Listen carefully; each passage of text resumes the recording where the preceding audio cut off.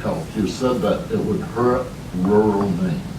And right now, if somebody is working at a McDonald's or pumping gas, I don't know if they still have those filling stations in Portland or not, but we do today. These are minimum wage jobs, but I'll bet you that in Portland, they pay more than minimum wage for these types of jobs. So currently, how are wages in Portland detrimental to wages in Jay?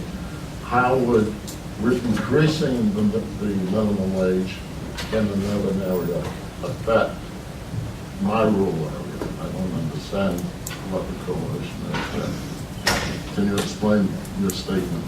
Yeah, and I think it goes back to the perennial issue that gets talked about in Maine about two Maines. There's either we look at it as the southern portion of the state that gets all the money, all the jobs, and the northern part is left out, or the urban and rural that I referred to. My wife and her family grew up in the Pittsfield area, and my mother-in-law still lives up there. They keep looking at that region as kind of like they're not close enough to Bangor and they're not quite close enough to Augusta, and they're kind of in that zone where it really makes it hard. And so, that's what I keep referring back to, that there's those rural areas of the state that will continue to be challenged, and that we as policymakers and advocates should be talking about this at the state level and not by municipality by municipality. Seeing no further questions for Mr. DeGore. Thanks. Thank you.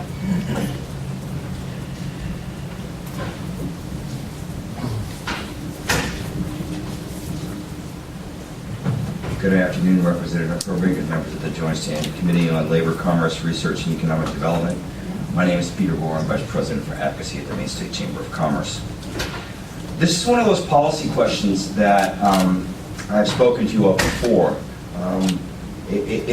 There's a lot of myriad factors associated with it, but at the end of the day, it's not a particularly complex policy question. You either agree or you don't agree that municipalities should be able to set a minimum wage above what the state is doing. That's the question here. From a consistency standpoint, the Chamber has always said that it would be our preference for the feds to set the minimum wage rather than having the state act unilaterally. I've always said that before this committee. And it's also the perspective of our members that if the state is going to act unilaterally, that the state do it as a unit and not have a patchwork approach to wage and hour across the state of Maine. The state, in fact, regularly takes away the rights to do certain things or not to do certain things. Our position supporting the bill before you is not unlike our position opposing the imposition of local option sales taxes. It increases the cost on one municipality versus their neighbors. It discourages employers from locating municipalities with higher costs. It encourages those employers in the impacted areas to leave for greener pastures, cities without those higher costs. Keep in mind that for many of the impacted businesses that we're talking about, their presence has been in the community for a long time, for the most part. For some of them, it's a love affair, and they want to stay there. But they didn't plan on suddenly being confronted with a business environment in which their costs may increase substantially, and potentially without their say-so. So their choices are to stay and find allowances to deal with higher costs, or move. They're taking their jobs and their revenues from the municipality with them. Those are the choices. That's what we're talking about here this afternoon. And it's for these reasons that we think that a single statewide policy with regard to wage and hour is better. You may disagree with that, and that is, at the end of the day, as I started with my testimony, that is the policy crux that we find ourselves at this afternoon. With that, I'll be glad to answer any questions that you have. Representative Fecteau. Thank you, Madam Chair. Mr. Gore, did the State Chamber speak in opposition to the various pieces of legislation regarding increasing the minimum wage a few weeks ago? Representative Fecteau, we did. But there's a but to that, and it's important. Go back and read my testimony. Because in my testimony, I indicated that we were open to having a dialogue about increasing the minimum wage. And I have yet to have someone take me up on that dialogue option. Any other questions? Seeing none, thank you. Thank you.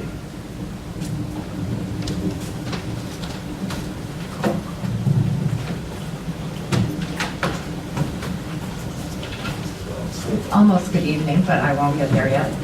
Good afternoon, Representative Herbig and members of the Joint Standing Committee on Labor, Commerce, Research, and Economic Development. My name is Shelley Doak.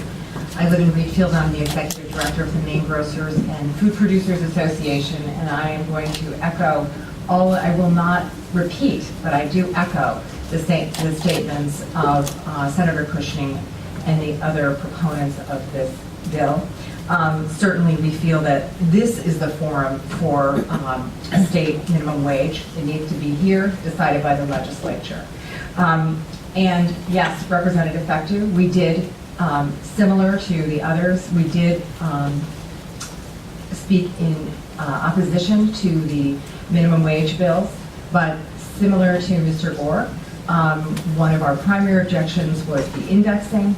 But at the end of my testimony, I too said that we were open to having a discussion. And to this point, we really have not had any discussions about those proposals. And we certainly look forward to being present tomorrow at the work session. So I'm happy to answer any questions that you might have. Anything for Ms. Doak? Seeing none, thank you. Thank you.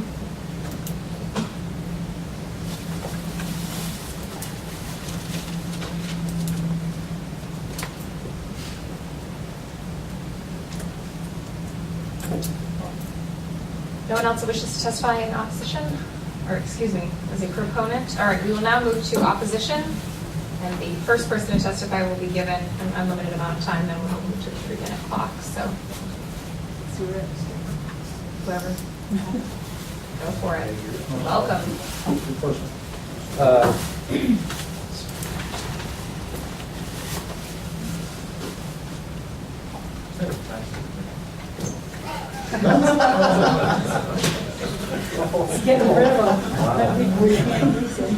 Representative Herbig, members of the committee. 20 years ago, in 1995, I served on this committee. And as a result, I brought an offering today. And out of respect for serving on the committee, a little known fact is that I only served on the committee for 1 year. And I'm one of the few people in the legislature, in the history of the legislature, that only served in a committee for 1 year.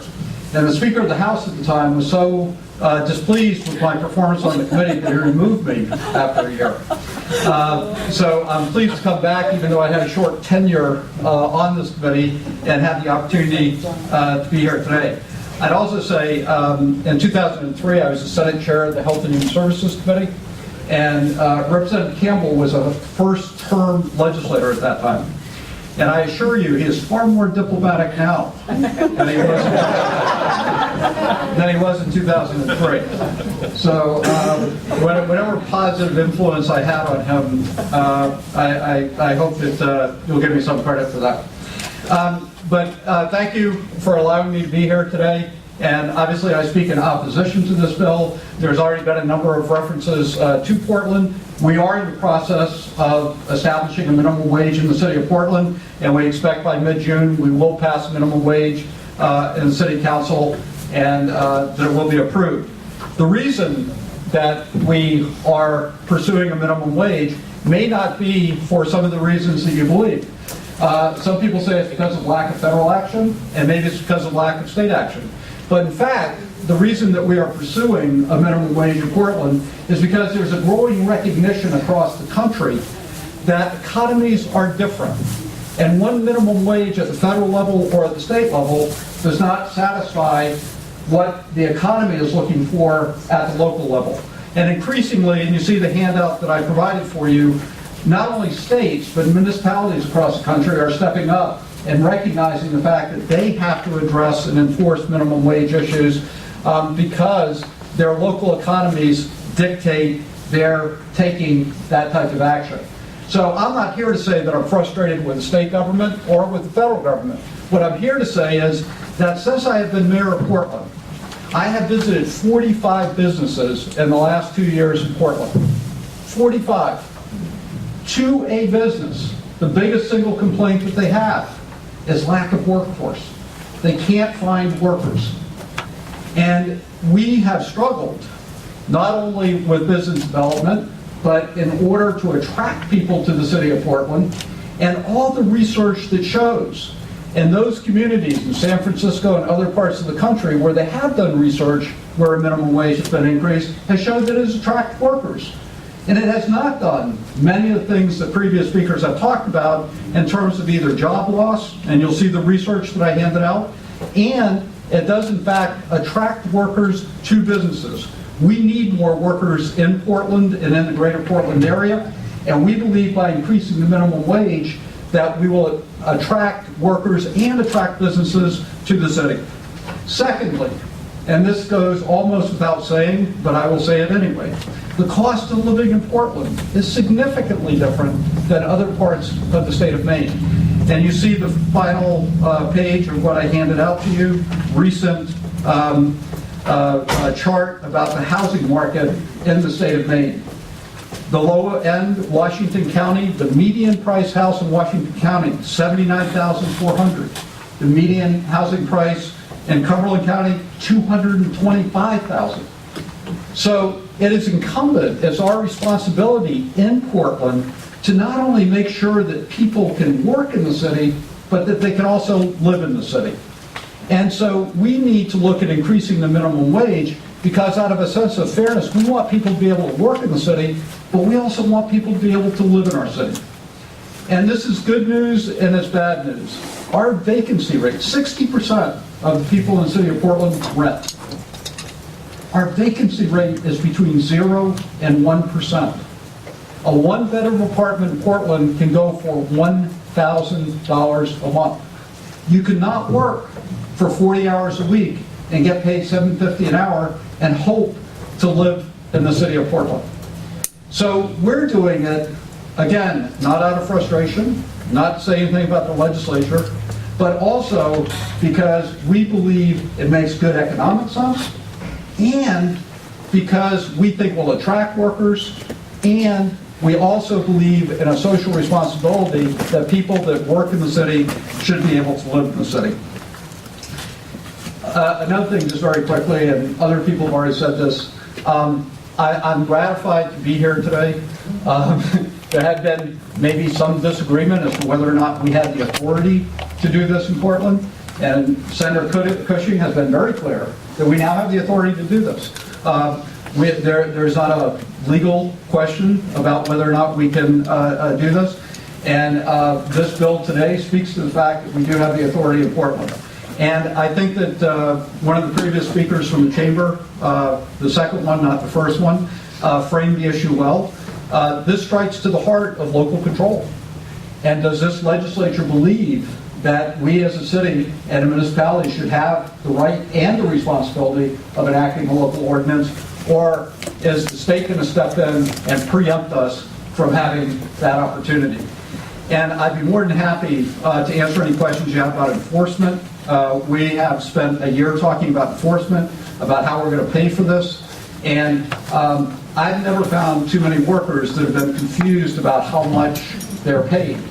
And I think that if somebody is working in the city of Portland and we have a $9.50 or $10 an hour minimum wage, they will not be confused about that, and at the federal level. Many of your questions have already dealt with, and I would respond to the fact that you will see that municipalities, state, are all over the place in terms of minimum wages that they apply, and there's never been a problem for businesses in terms of responding and keeping, following those minimum wages in different states and different municipalities. Lastly, I did have a chance to meet with the mayor of Seattle. And I just met him last week in Boston, and we had a chance to talk about minimum wage. And he assured me that it's a good thing for the city of Seattle, and he encouraged me to pursue that within the state of Maine and within the city of Portland, and we hope to do that. So again, thank you very much. Thank you for the additional time, and I would be more than happy to answer any questions that you might have. Thank you, Mayor. Representative Campbell. Thank you, Madam Chair. Welcome, Mr. Mayor. Thank you. On your papers you handed in, don't you think it should read on cities a livable wage instead of a minimum wage? Well, I know that there will be some people here that will be talking about living wage as opposed to minimum wage. We made it very clear in the discussions, we were talking about a minimum wage in Portland, not a living wage. And we understand that there's a difference, and there is a difference in terms of what number you would end up applying in terms of a living wage versus minimum wage. Most economists, and you'll see it in what I've handed out, recommend that a minimum wage be between 50 and 60% of the median wage. The median wage in Portland is $17.30. We tried to strike a minimum wage that would fall within that 50 to 60% guideline that was prescribed or recommended by various economists across the country.